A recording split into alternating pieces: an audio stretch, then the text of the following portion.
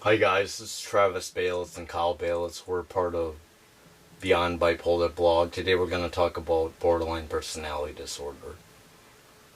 And I have a few questions for Kyle since he was the one that initially befriended someone with borderline personality disorder and was actually an ex. So I'm going to ask him a few questions.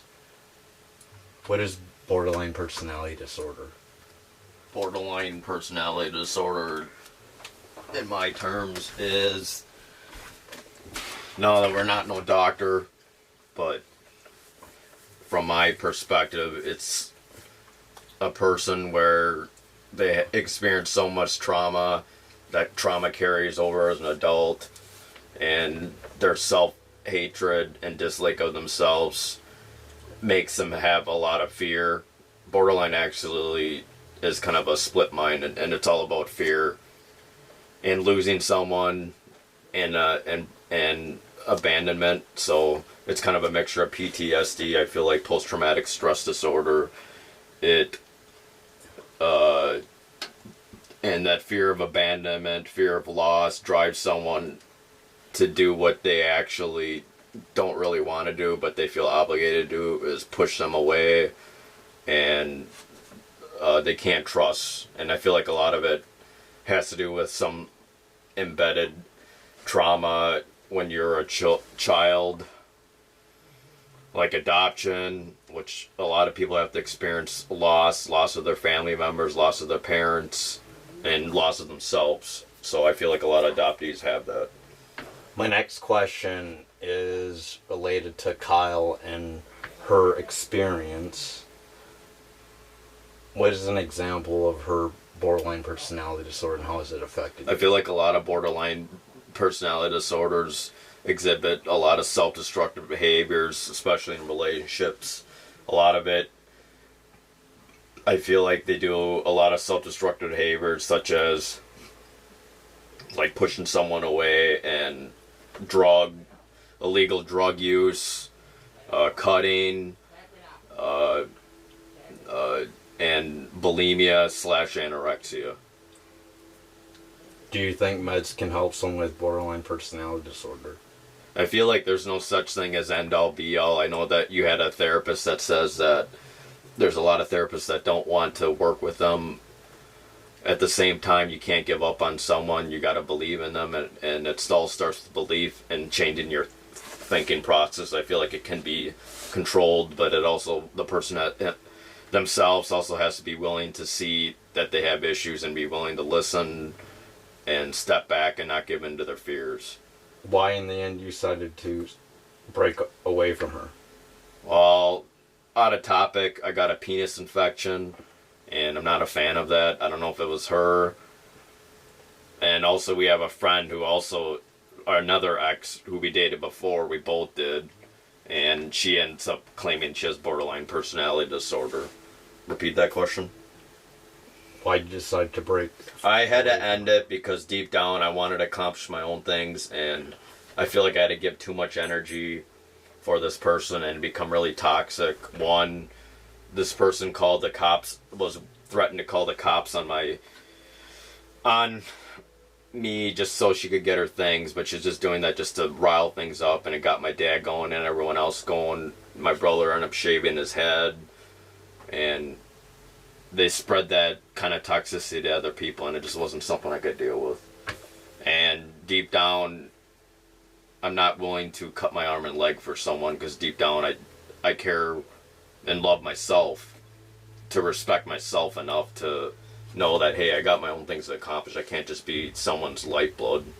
And if a person's not willing to step up, and then who cares? A lot of borderline people, I think, put their faith in relationships, and like they need that validation to be loved, but deep down, I know it's hard to say this, you gotta just love yourself. Maybe it takes experience, maybe it takes suffering to deal with the pain.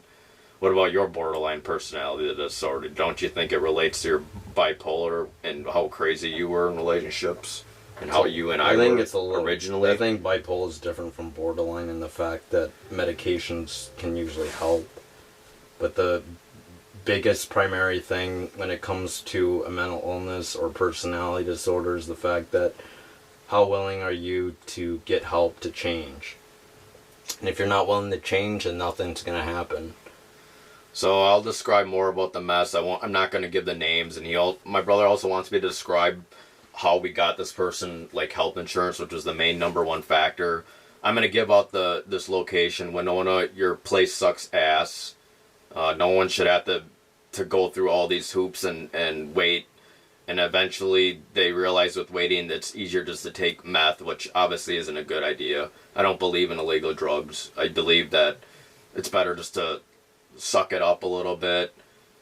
Because then deep down they actually make things worse. So Winona, Minnesota, their healthcare system is really bad, and there's a lot of drug addicts there, and they're falling through the cracks. And this is what happened to my ex-girlfriend, who is a Korean adoptee.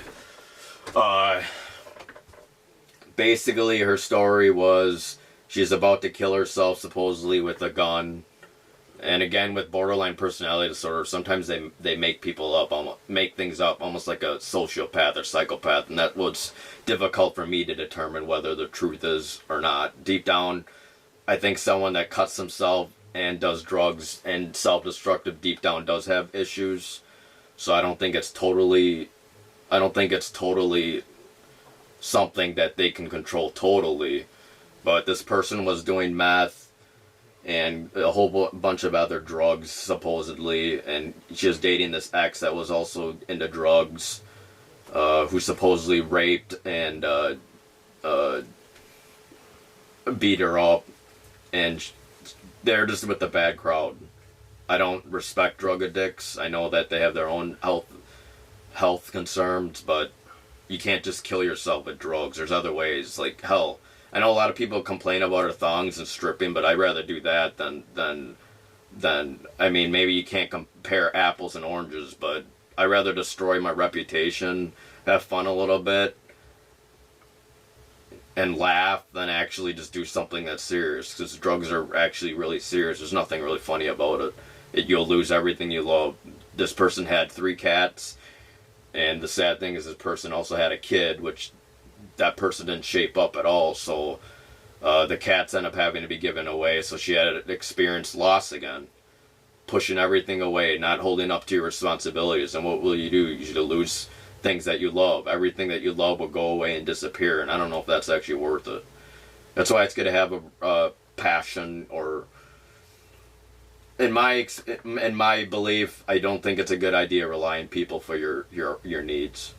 There's got to be, I mean, to an extent, to somewhat, but you got to have some sort of external inanimate object that doesn't change, because people need that stability, and that's Travis's music. Me, I like to do videos in general. What are examples of how she manipulated you? Some examples of manipulation tactics was saying they're going to cut herself. She's just going to go back to her old ways of doing drugs. And I'll tell you more about the mess.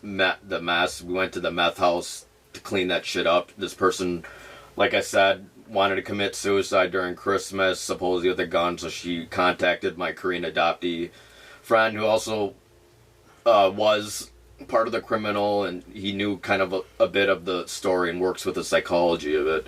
Me, I'm no psychologist, but I just kind of understood it a little bit with myself. I had depression, and I'd say psychosis when I was younger, but now I just don't give a crap, because deep down it's just you just worry too much about what others think about you, I feel like, and you just stop. You can't. You just got to do what you got to do, and don't worry. I mean, yeah, it does affect you to an extent, but don't let those thoughts inside your mind control your actions. So this person experienced loss by having a door shoved in her face, which I related, but we were lucky with our adoption story, and I was always telling myself, I wonder what would happen if people didn't have a good story.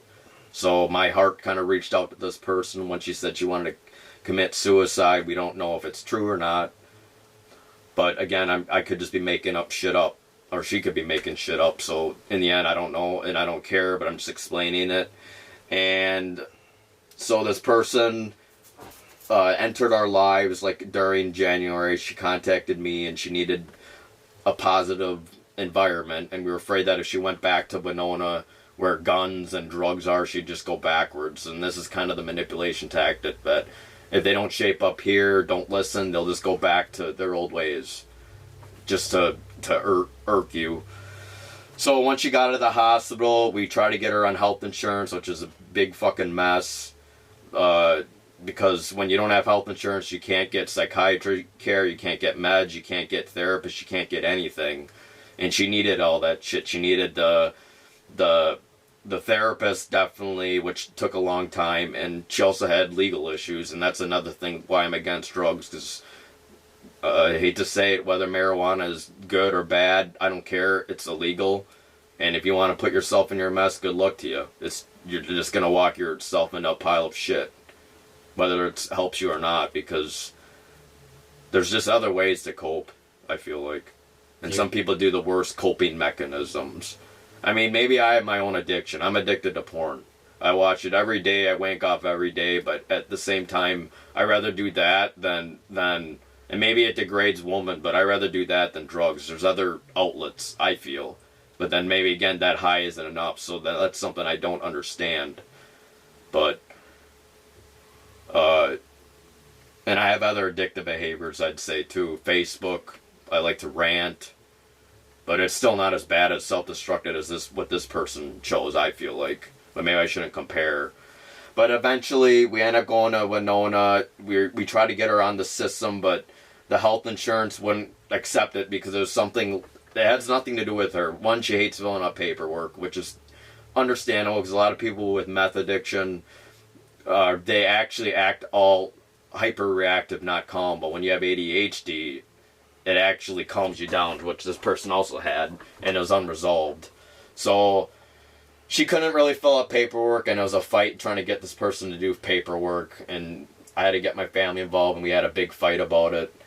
She eventually did fill it out, but even then when she filled it out, she was still denied, because apparently, from the top of my mind, is the system kicked her off because, one, she was already on disability, so she had to fill out a different form. I can't remember the exact form, but it wasn't the normal form where people can fill out. And the problem is they don't even tell you what's wrong until you actually call them in. And when you had to call them in, I guess I wasn't picking up my phone, which I probably should have before we went to Winona, is that there's a different form she had to fill out. I can't exactly remember on the top of my head, but the system automatically kicks this person out unless you don't do the right form. I think it's the combined community form. That's the form that you actually want, I believe. And not the other form. And according to her, she filled that out and it didn't go through, but I don't know what's the truth. And like I said, they're in a lot of cutting behaviors and starting shit with my family and starting shit with each other. I don't know if I did care. I feel like I did love her. I was attracted to her, I guess. But I don't know. I just don't like to place all my faith in relationships. I'd rather find my own happiness. Too much to lose. People are unpredictable. Too much to lose. What is some advice you can give to someone who has borderline personality disorder and how they can react? My advice is still you got to practice boundaries, even for yourself, in my opinion. Did you know that? And did you know the lady who formulated DBT? She actually had borderline personality disorder. Yeah, but obviously when she did it, it must have helped her. But she must have be willing to put the work into it. I don't know if she's cured. Her name was Marsha Linehan, and she's really well known among the dialectical behavioral therapy. I bet she had sexual trauma. Do you know? Not sure. I feel like a lot of borderline people, like I said, have some sort of trauma, especially sexual trauma. Do you think, especially as children, it really fucks you up mentally? Do you think people with borderline personality disorder are liars? Not necessarily. You can't be all, but you can just judge them by their behavior. If they're acting all bad out of the crazy, then I guess it's just your choice if you want to stick with it or not. I believe you shouldn't have to die for someone. And the reality is you should try to make yourself live for your own self on your own terms. So this person finally, after a month of hell, and she was here probably for a month, I still wanted to talk about bills. They didn't want to talk about that, so that fight ended up going to someone else. These other Korean adoptee couples, they took her in, and they were kind of sucked in. and just using and abusing as some traits are. But I mean, I guess someone is fucked up and toxic because they are.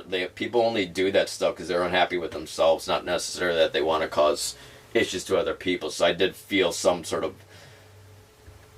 And the thing is, I remember she said that her parents never wanted her, and she was afraid that she wanted to kill her parents, so she'd never want to meet them.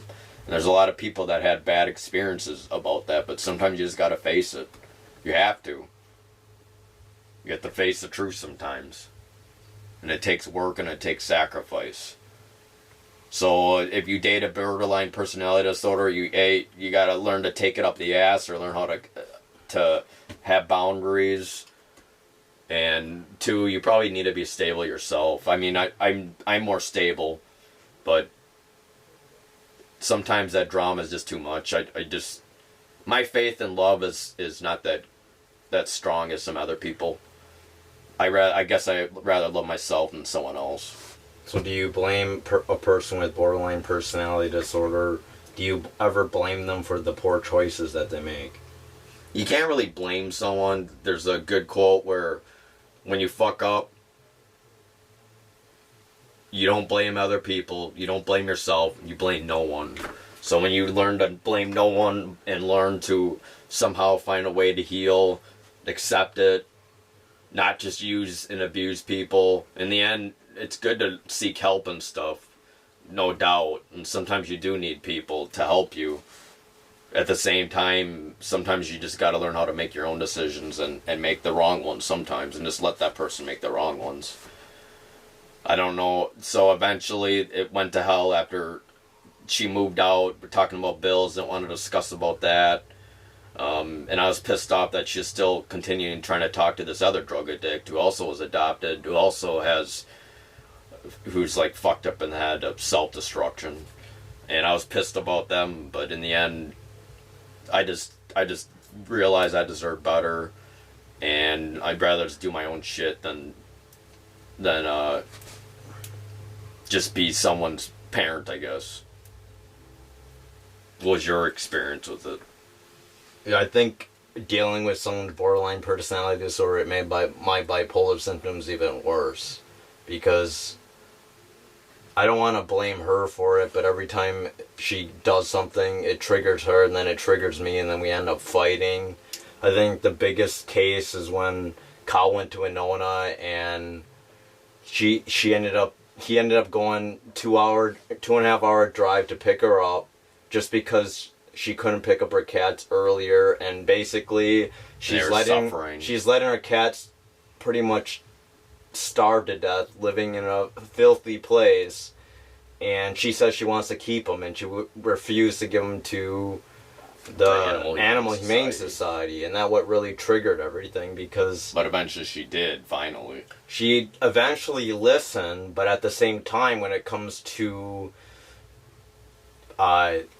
abstaining from like cutting, or the willingness to get well, the desire to get well, she lacked any of those ambitions. And don't you believe that even if someone has a mental illness, they shouldn't use an excuse not to better themselves? Well, I still feel like if you really feel like crap and you ultimately do feel like crap, you'd actually want to change. But she's at the point where she still doesn't want to change. And so what's the difference between your bipolar versus her borderline? Explain what you did differently. The biggest thing that really ticked me off is that I was willing to get help when I was feeling really bad. I was willing to go to the hospital, I was willing to get checked, I was willing to stay in the hospital and not say I'm doing well, and lie to people at their face saying that things are going to be better. I think that is the huge scenario between her and me, is she didn't want to get well and I wanted to get well. It's nothing to do whether I'm borderline or whether she's borderline and I'm bipolar. I think the main reason I wanted to get help, and I wanted to improve my life, not destroy it. She was the opposite. She wanted to destroy every friendship she had and basically go to the same routine, which is pretty much blame other people for her problems. She refuses to take action when it comes to her own problems, like bills, responsibility, taking her meds. She would actually have Kyle remind her to take her meds because she refused to do it herself. I understand people forget their meds, but the thing is, older than us too, 2 years. The thing is that she had the opportunity to go to an IRTS intensive residential treatment where there is a nurse on staff and they give you your meds, but she refused to go. And I feel like that is the situation where she can avoid being homeless, which was the actual end statement if it didn't work out with our other friend who took her in. Or she goes to an IRTS where she at least has a 90-day referral to stay indoors, safe area. This person had a bunch of support. And even my sister, who's working for the Capitol for mental health, knows a lot about the system. And she knows how fucked up and bad it was. But she still... I remember we had this really big fight, our first big fight, and I said, just go, I don't care. And then Melissa knew that if they let her go, she might kill herself. So... she talked about that, got her to fill out the forms, and then that was that there. But it's just chaos, walking tornado everywhere. Anyways, this video is pretty long. We might do another video relating to how Kyle actually was able to get her on medical assistance, which is primarily needed if you want to get... So I had to call 2 people, I remember. One of the was... the state, we'll do this in and then also video. I had to call the state, and then also I think like the county or something. Do you think we should do another? It was difficult. Do you think we should do another video how someone with drugs affects? That's another thing. Rule 25, 21 that exists for people that are on drugs with mental health issues. I forget why they call it Rule 21, but I think there's 21 rules or something about it. So she had to get on that because with the past drug addiction. Deep down, it really wasn't the drug addiction problem. It really was her borderline, supposedly. So why did it take so long for her to get diagnosed with it? I think it's because she's just going all apeshit and no one wanted to stick around for it, I feel like. And it takes time, I guess. Why do you think she doesn't want to get well? Oh, I don't know what she's doing now. Right now, we stopped no contact maybe for more than a month now. Maybe 2 months, actually, now. Did you learn any lessons after dating? The real lesson is I don't really have any regrets. I still wish the best for this person. I feel like I'm doing better because I'm getting shit done. But I guess just be careful. You want to believe in someone's good faith. If there was someone that was borderline and watches, do you think they'll get offended?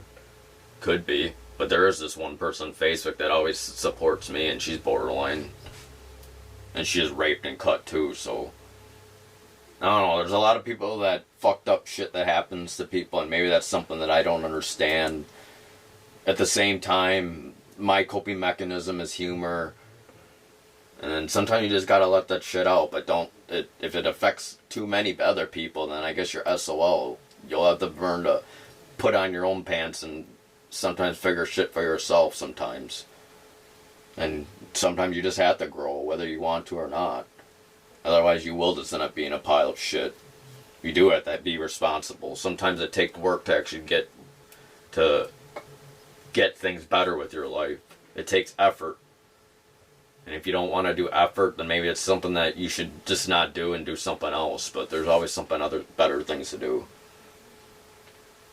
Anyways, that's it for the video. It's a pretty long segment, but I hope you guys learned something. I know this is a personal experience, and not everyone with borderline personality disorder acts the same, and not everyone that dates someone with borderline personality, they don't experience the same issues that my brother experienced. But this is just an example on the real life experience of someone with borderline personality disorder. I know this might sound pretty harsh, but I feel like no matter illness, no matter struggle, I mean, it's good to sometimes say, why me? Don't want to do anything, but deep down, it doesn't matter. You can't make excuses for yourself. Otherwise, you're just going to be a pile of mud. No one wants to live like a pile of mud. So you have to believe in the better things. You have to believe in the positive things. Things will get better. The good thing about time is it only lasts a short time, whether it's good or bad. But doesn't matter what struggle you have. I feel like I mean, that's the purpose of being alive, is living through those struggles, even if it's hard sometimes. Any last words? Nope. All right. Sounds good. Thank you.